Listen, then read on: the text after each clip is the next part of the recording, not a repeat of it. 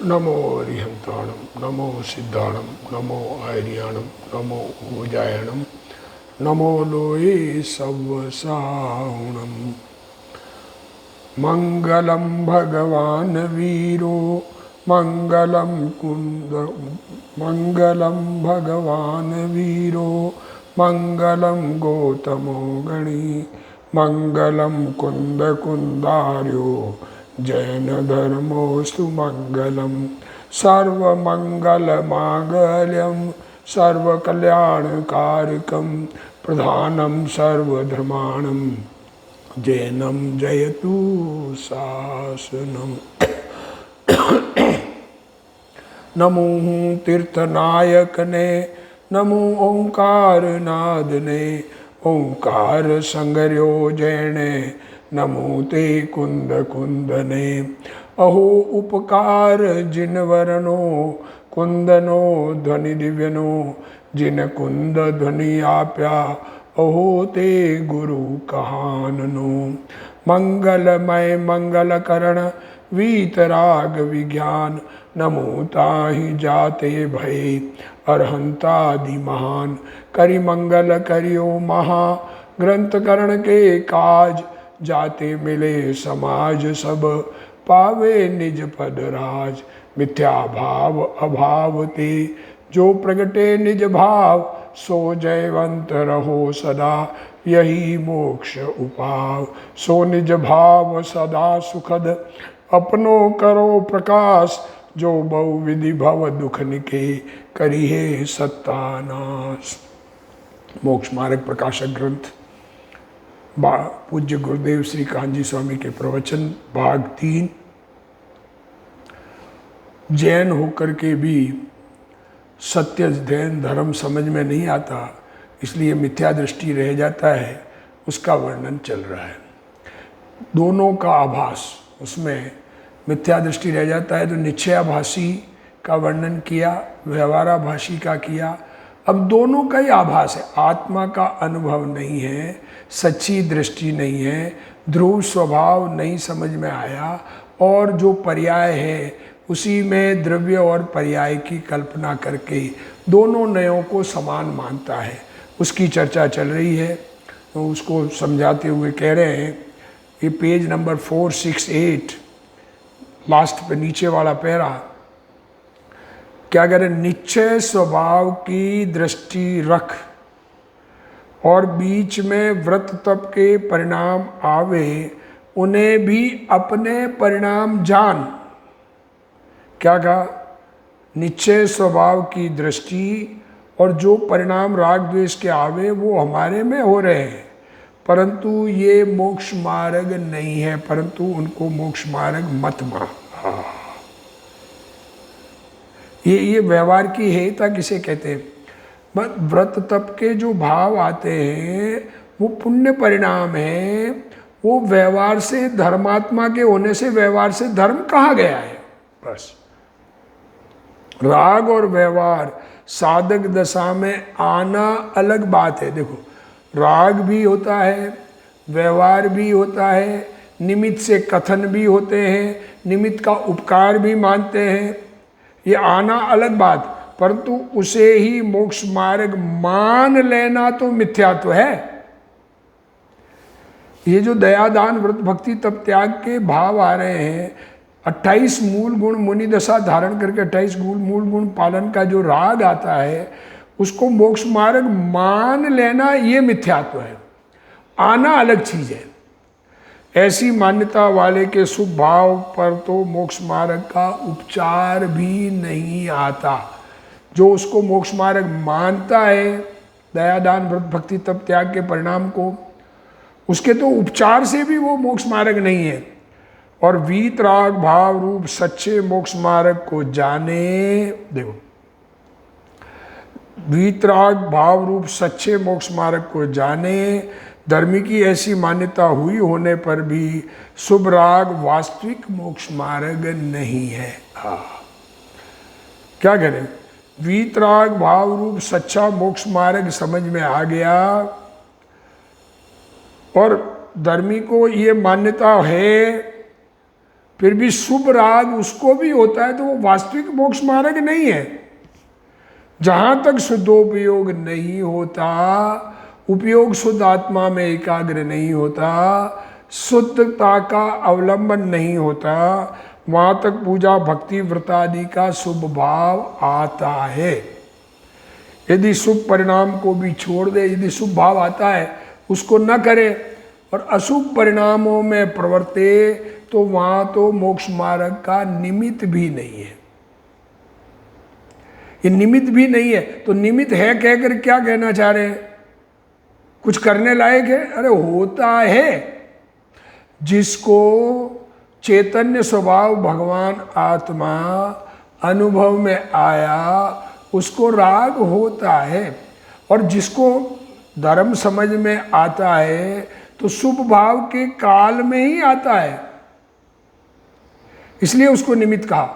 जो अशुभ को मोक्ष मार्ग का निमित्त मानता है, वहां तो निश्चय की दृष्टि भी नहीं रहती।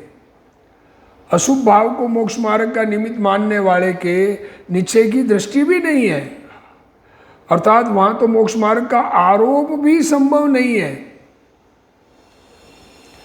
क्योंकि निश्चय की अशुभ में जो मोक्ष मार्ग को निमित्त माने, अशुभ करते करते आत्मा का अनुभव हो जाएगा ऐसा माने, घर गृहस्थी में रहते हुए आत्मा का अनुभव हो जाएगा, आत्मा में लीनता हो जाएगी। घर गृहस्थी के परिणाम, घर गृहस्थी में रहना अलग चीज है, रहते हुए शुभ भाव हो सकता है, पर घर गृहस्थी के परिणाम, कमाने धमाने के परिणाम होते हुए आत्मा का अनुभव हो जाएगा, ऐसी जिसकी दृष्टि है, तो उसके तो मोक्ष मार्ग का आरोप भी संभव नहीं है। मोक्ष मार्ग का निमित्त शुभ भाव को कहा जाता है, अशुभ भाव को नहीं। अशुभ छूटकर शुभ आवे, फिर शुभ के काल में मोक्ष मार्ग शुरू होता है। जहाँ ज्ञायक स्वभाव पर दृष्टि होती है, वहाँ शुभ भाव में मोक्ष मार्ग का आरोप आता है। जानन स्वभाव, चेतन स्वभाव, ज्ञान का पुतला भगवान आत्मा, तो इसकी जिसको दृष्टि होती है, उसके शुभ भाव पर मोक्ष मार्ग का आरोप आता है। परंतु जहाँ दृष्टि ही मिथ्या है, जिसे दृष्टि में ज्ञायक स्वभाव है ही नहीं, ज्ञायक स्वभाव की दृष्टि हुए बिना अपने आप को धर्मात्मा मान लिया, तो अभी धर्मात्मा बनने का चांस ही खत्म, अर्थात यथार्थ मोक्ष मार्ग प्रकट ही नहीं हुआ है। वहां तो शुभ में मोक्ष मार्ग का उपचार भी नहीं आता, तथा शुभ छोड़कर अशुभ करे, तो उस अशुभ में तो मोक्ष मार्ग के निमित्त का उपचार भी संभव नहीं है। हम शुभ नहीं करेंगे, फिर तो शुभ में धर्म नहीं है तो हमें नहीं करना, तो तुम्हारी रुचि ही नहीं थी धर्म की रुचिवान तो जब तक धर्म की उपलब्धि नहीं हो, स्वरूप का अनुभव नहीं हो, तो उस स्वरूप के अनुभव के लिए प्रयत्नशील रहता है, उस समय शुभ भाव ही होता है। हाँ, शुद्धोपयोग तो हुआ नहीं और शुभ को छोड़ा तो अशुभ होकर नरकादि में जाएगा। हाँ, देखो ये मिथ्या दृष्टि की बात है, इस कारण नरक की बात ली है।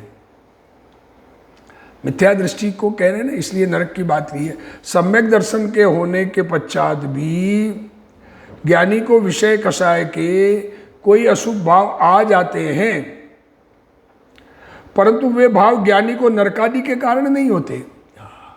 सम्यक दृष्टि ज्ञानी धर्मात्मा को भी अशुभ भाव आ जाते हैं। रामचंद्र जी आदि लड़ने का भाव, लड़ाई लड़े सीता को वापस लेने के लिए रावण से, तो लड़ाई का भाव भी आया, तो ये पर वो नरक का बंध नहीं पड़ता उस समय, और न वे अशुभ भाव मोक्ष मार्ग के निमित्त है, उससे मोक्ष मार्ग भी नहीं होता, उस समय शुद्धोपयोग भी नहीं होता। वो राग छूटेगा शुभ में आके, फिर शुद्धोपयोग होगा। मोक्ष मार्ग का उपचार व्रतादि के शुभ भाव पर आता है, परंतु हिंसादि के परिणामों पर वैसा उपचार भी नहीं आता है।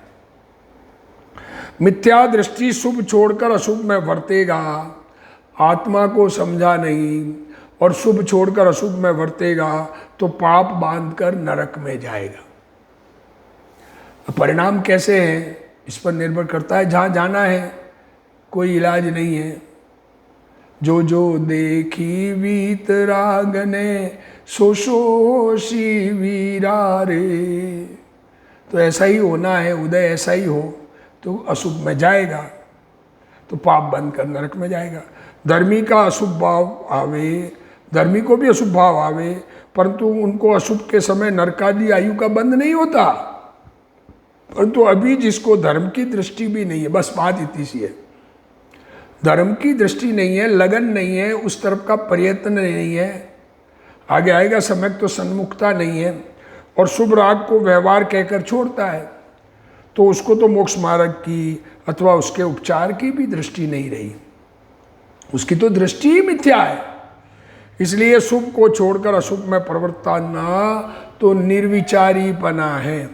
हाँ, यदि सम्यक दर्शन के पश्चात आत्मा का अनुभव हुआ, आत्मस्वरूप को अपने रूप अनुभव करता है, शरीर को भिन्न अनुभव करता है, देहाध्यास छूट गया है। श्रीमद जी ने लिखा ना, छूटे देहाध्यास तो नहीं करता तू कर्म, नहीं भोगता तू तेहनो, एज धर्म नो मर्म। तो सम्यक दर्शन हो गया। उसके बाद व्रतादि का शुभ भाव छोड़कर केवल वीतराग उदासीन भाव रूप रहना बने तो वैसा कर। सम्यक दर्शन होने के बाद स्वरूप लीनता हो जाए तो उसी में रहो, परंतु वह तो शुद्धोपयोग बिना होता नहीं। क्या कहा? वीतराग उदासीन भाव तो शुद्धोपयोग में होते हैं, और निचली दशा में अविरत आदि दशा में, अविरत या देशवृत दशा में, या मुनि छठे गुणस्थान में, चौथे पांचवें और छठे गुणस्थान में शुद्धोपयोग रहता नहीं है। इस कारण वह शुभ राग आता है और व्रतादि का भाव भी आता है, परंतु उसको मोक्ष मार्ग नहीं मानना। शुभ भाव होता है, पर शुभ भाव को मोक्ष मार्ग नहीं मानना, उससे बड़प्पन नहीं मानना, उस शुभ भाव से अपने आप को धर्मात्मा कल्पना नहीं करना। धर्मात्मापन तो आत्मा के अनुभव से होता है। यदि निचली दशा में शुभ को छोड़कर अशुभ में प्रवर्तेगा, तब तो वह स्वच्छंदी होगा।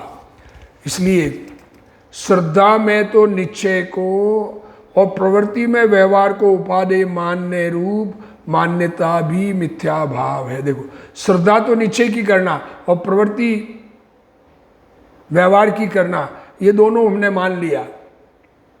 निश्चय व्यवहार, अरे व्यवहार दो परिणमन में निश्चय व्यवहार नहीं है। एक ही परिणमन को जैसा है उसको कहना या मानना निश्चय, और निमित्त आदि की अपेक्षा उपचार से अलग कहना, उसका नाम व्यवहार है। पर दोनों को उपादेय मानना वो तो मिथ्या भाव है। वस्तु स्थिति यह है, निश्चय को तो यथार्थ वस्तु स्वरूप जानकर अंगीकार करना और व्यवहार को आरोपित जानकर उसका सदान छोड़ना। इस प्रकार दोनों नयों के संदर्भ में समझना चाहिए। अब आगे पंडित जी की बात फिर, तथा यह जीव दोनों नयों का अंगीकार करने के अर्थ, अब ये उभयाभासी है, आत्मा का अनुभव नहीं है, तो क्या करता है? कदाचित अपने को शुद्ध सिद्ध समान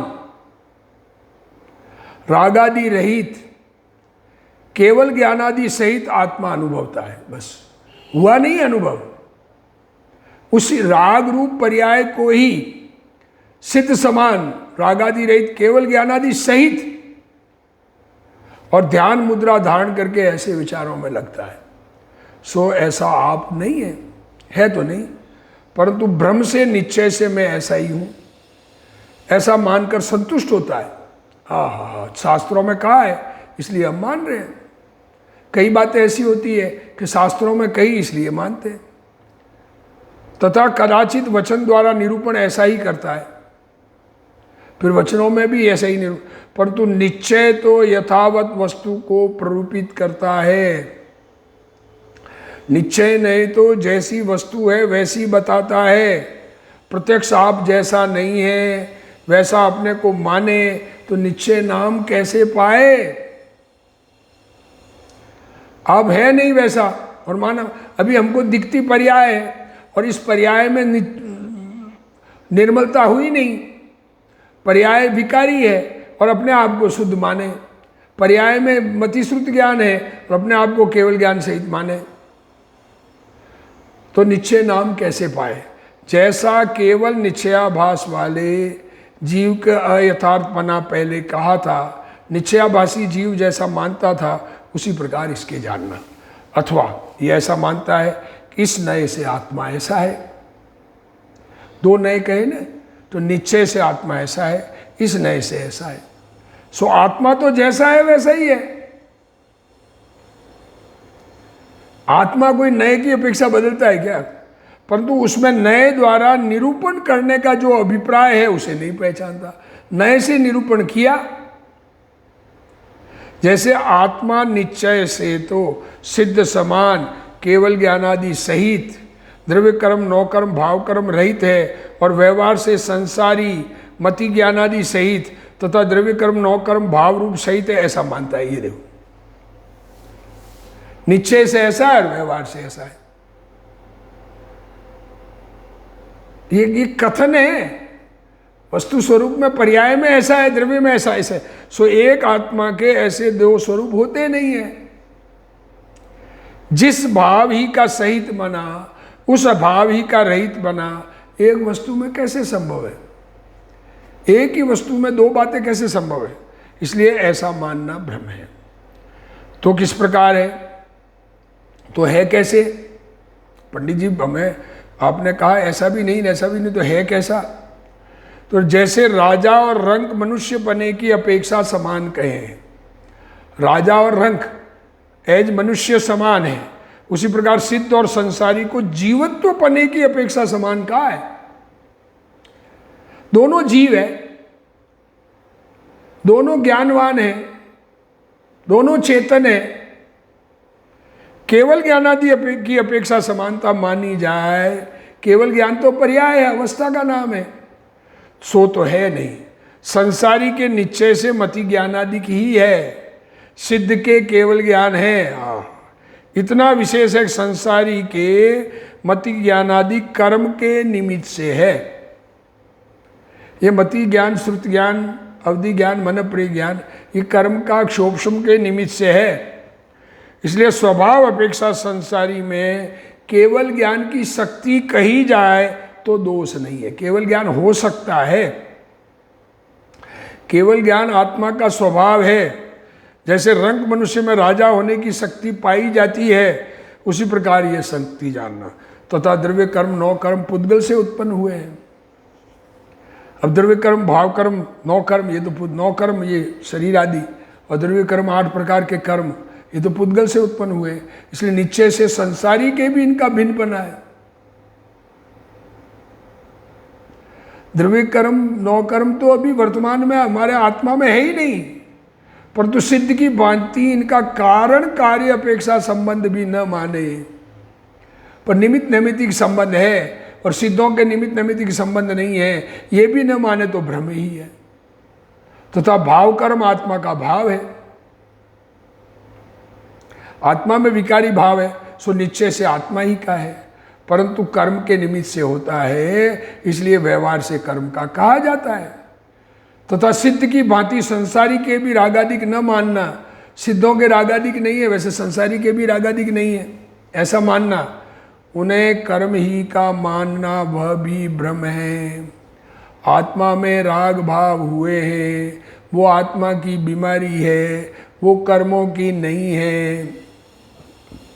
बीमारी आत्मा में हुई है, पर कर्म के निमित्त से हुई है तो कर्मों की कह देते हैं, वो व्यवहार है। वास्तव में आत्मा में बीमारी हुई है, वो अपने स्वभाव के आश्रय से मिटेगी। इस प्रकार नयों द्वारा एक ही वस्तु को एक भाव अपेक्षा ऐसा भी मानना और ऐसा भी मानना वह भी मिथ्या बुद्धि है, परंतु भिन्न भिन्न भावों की अपेक्षा नयों की प्ररूपणा है, ऐसा मानकर यथासंभव वस्तु को मानना सो सच्चा श्रद्धान है। जैसी वस्तु है वैसी मानना, उसका नाम सत्य श्रद्धान है। जैसी नहीं है वैसा मानना वो मिथ्या है। इसलिए मिथ्या दृष्टि अनेकांत रूप वस्तु को मानता है, परंतु यथार्थ भाव को पहचान कर नहीं मान सकता, ऐसा जानना। वस्तु स्वरूप तो पहचानता है, उसने पढ़ लिया शास्त्रों के अनुसार, पर वास्तव में उसकी यथार्थ वस्तु स्वरूप नहीं जानता है, वस्तु का विज्ञान नहीं जानता है, इसलिए उसको मिथ्या दृष्टि जानना। अब गुरुदेव श्री इसको खुलासा करें। अब ये जीव दोनों नयों का अंगीकार करने के लिए किसी समय अपने को शुद्ध सिद्ध समान, रागादि रहित और केवल ज्ञानादि सहित आत्मा मानता है, ऐसा विचार करते हुए तथा ध्यान मुद्रा धारण करके ऐसे विचारों में लीन होता है, बैठ जाता है ध्यान में, पद्मासन लगा के। स्वयं ऐसा नहीं होने पर भी भ्रम से निश्चय से मैं ऐसा ही हूं, स्वयं है नहीं, भ्रम से मानता है, ऐसा मानकर संतुष्ट होता है और किसी समय वचन द्वारा ऐसा ही निरूपण भी करता है। सिद्ध समान सदा पद मेरो, सिद्ध समान किस अपेक्षा से ये नहीं ख्याल में, परंतु स्वयं प्रत्यक्ष जैसा नहीं है वैसा अपने को मानना निश्चय नाम कैसे प्राप्त कर सकता है।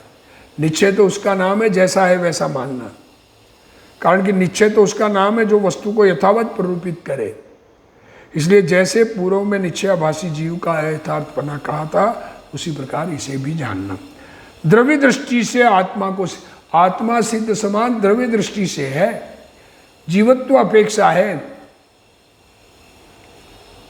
राजा और रंक मनुष्य बने की अपेक्षा समान है, परंतु अज्ञानी अपने को पर्याय में भी सिद्ध समान मानकर संतुष्ट होता है।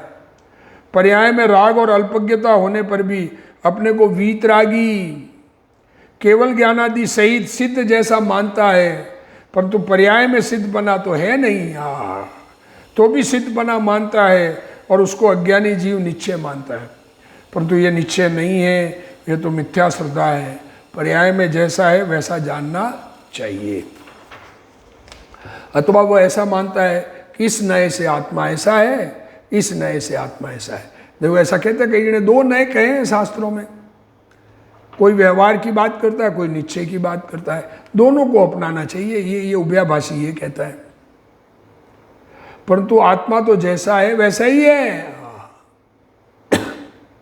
वहां नए द्वारा निरूपण करने का जो अभिप्राय है उसे यह नहीं पहचानता। नए से निरूपण करके वस्तु को बताना चाह रहे हैं और उसका अभिप्राय पहचानता नहीं है। जैसे आत्मा निश्चय नए से तो सिद्ध समान केवल ज्ञानादि सहित द्रव्य कर्म भाव कर्म नौ कर्म रहित तथा व्यवहार नए से संसारी मति ज्ञानादि सहित द्रव्य कर्म नौ कर्म भाव कर्म सहित है, ऐसा वह मानता है। निश्चय से ऐसा और व्यवहार से ऐसा। अब एक आत्मा में ऐसे दो स्वरूप तो होते नहीं,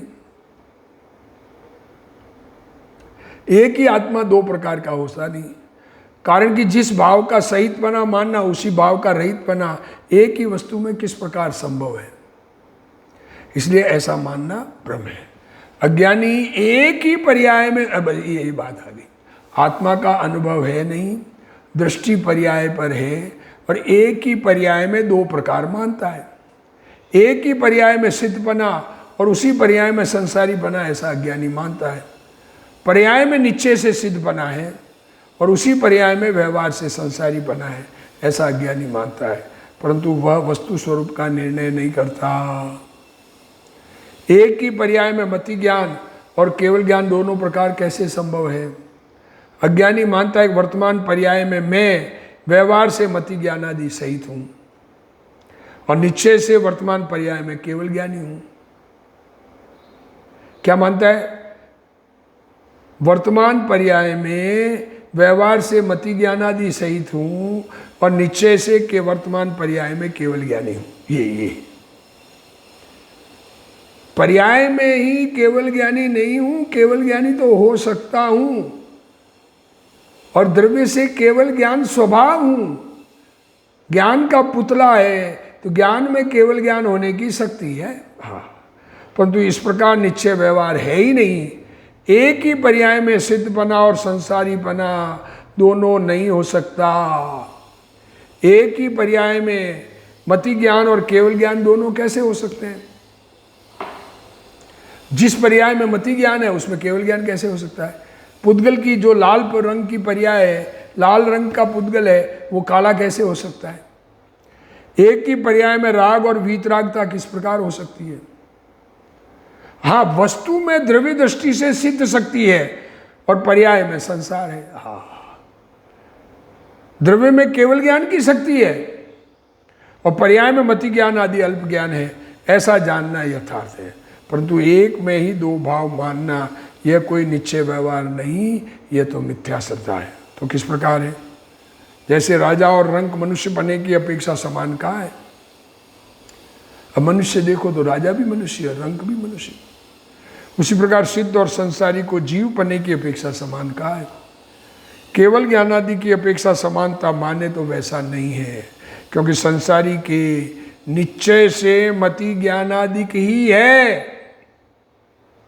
पर्याय अपेक्षा तो वास्तव में मति ज्ञानादिक है और सिद्ध को केवल ज्ञानादिक है। यहाँ इतना विशेष है, संसारी के मति ज्ञानादिक है, वे कर्म निमित्त से है, उनके क्षायिक भाव है, इनके क्षोभम भाव है। इस कारण स्वभाव अपेक्षा से संसारी के केवल ज्ञानादि की शक्ति कहने में दोष नहीं है, केवल ज्ञान हो सकता है। जैसे रंक मनुष्य में राजा होने की शक्ति है, वैसे ही यह शक्ति भी जानना। पर्याय अपेक्षा से तो छद्मस्त के मति ज्ञानादिक है, वे निश्चय से है, निश्चय से केवल ज्ञान की शक्ति कहना तो द्रव्य की अपेक्षा से है, परंतु निश्चय से पर्याय में केवल ज्ञान नहीं है, पर्याय में तो निश्चय से मतिश्रुत ज्ञान ही है। तथा द्रव्य कर्म नौ कर्म तो पुद्गल की पर्याय है, द्रव्य कर्म और नौ कर्म तो पुद्गल की पर्याय है, इसलिए निश्चय से तो वह संसारी जीव से भी भिन्न ही है।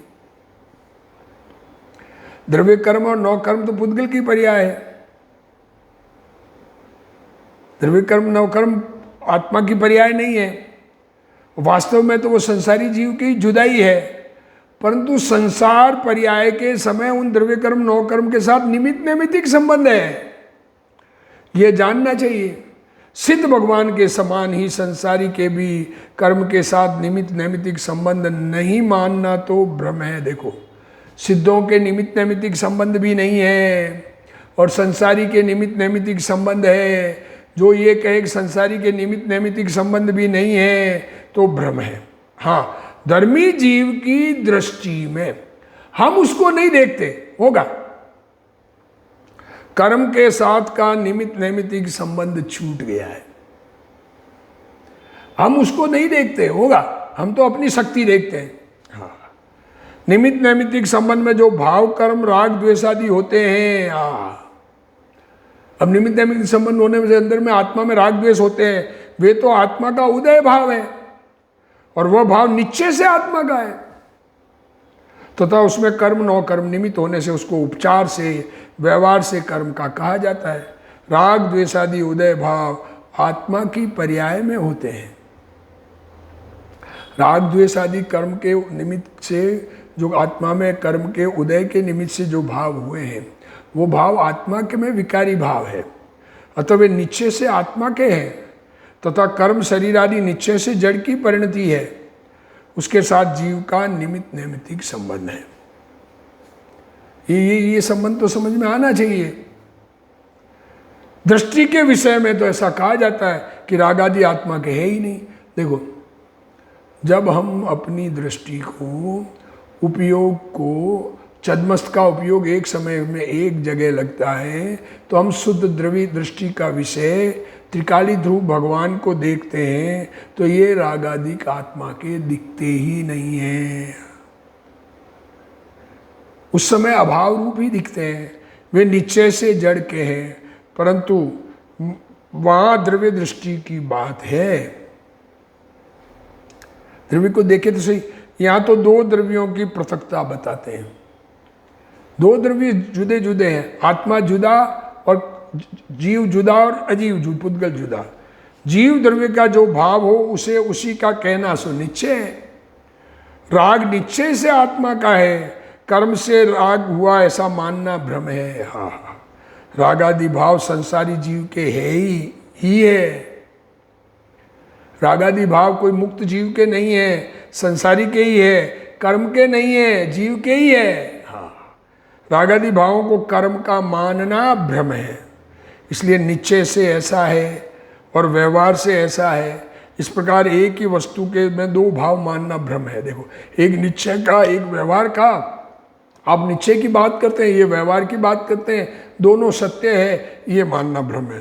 परंतु भिन्न भिन्न भावों की अपेक्षा से प्ररूपणा, अनेकांत की प्ररूपणा, अलग भाव की अपेक्षा प्ररूपणा, कौन सी दृष्टि से क्या भाव हो रहा है उसकी प्ररूपणा है। इसलिए जिस अपेक्षा से जिस भाव का कथन हो तदनुसार यथार्थ समझना चाहिए, और यही सत्य श्रद्धान है। ऐसा सत्य श्रद्धान हमें प्रकट हो, इसी भावना के साथ आज का स्वाध्याय पूर्ण करते हैं। हे जिनवाणी भारती तो ही जपू दिन रैन, जो तेरा शरणा गए सो पावे सुख चैन। जा वाणी के ज्ञान ते सूझे लोकालोक, सो वाणी मस्तक नमो सदा देत हूँ ढोक। जिनवाणी मात की जय।